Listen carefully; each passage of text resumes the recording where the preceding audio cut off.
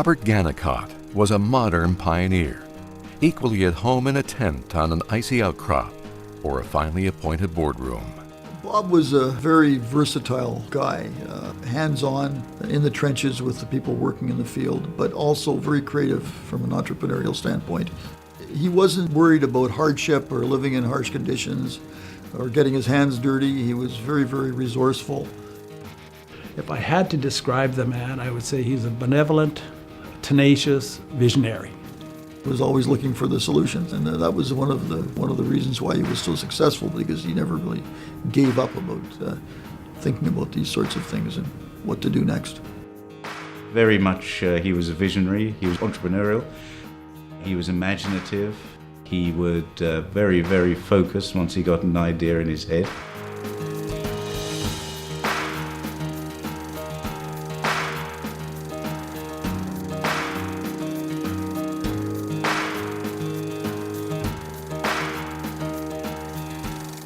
Born in Sandford, Somerset, in England, Robert Gannicott developed his love for geology while exploring caves as a teenager. In 1967, Bob left school in England and headed to Canada. He took a boat to Montreal, got a train to Winnipeg, was out of money, a young guy, 18, 19 years old. And he basically managed to get himself to Edmonton by loaning his watch to the ticket agent in the Winnipeg train station. And he actually did go back and get his watch back. From Edmonton, Bob made his way to Yellowknife to start his first job as a geological technician at the giant gold mine. He went back to school, graduating from the University of Ottawa in 1974 with a degree in geology. That led to a job at Caminco as an exploration geologist, where he worked for 12 years before founding his own company, Platinova. Platinova focused on exploration in Greenland. We didn't sleep very much. I can remember getting by on 4 hours sleep most of the nights. We'd go to bed at 3 or 4 in the morning, get up at 7, have breakfast, and go to work.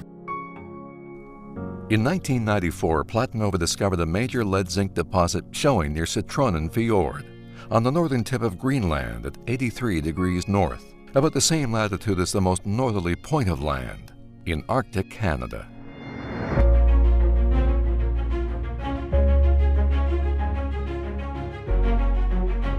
Working for him was just delightful because he was had so much energy. He was a visionary, and his mind just never stopped. Bob's next adventure took him back to the Northwest Territories in 1992, exploring for diamonds, staking claims near the Diamant Minerals find at Lac de Gras. Aber Diamond Corporation was formed, partnering with West Viking. We used all the money in the West Viking treasury to stake claims tying onto the Diamant discovery. And we ended up with about 250,000 acres. And the project evolved through basically a series of joint ventures, ultimately bringing Gannicott Canada, which was a subsidiary of Rio Tinto, in as the major financial partner.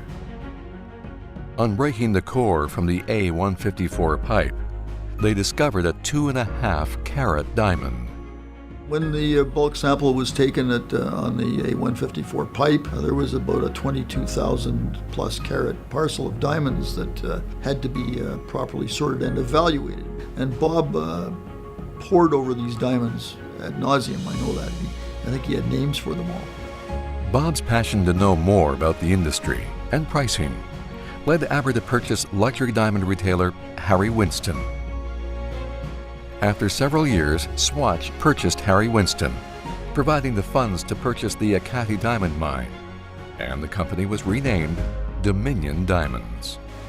And so that consolidation put now the new name Dominion Diamonds into a position of being one of the world's largest rough diamond producers, and Canadian-based, which Bob was firstly passionate about making sure this was a Canadian situation.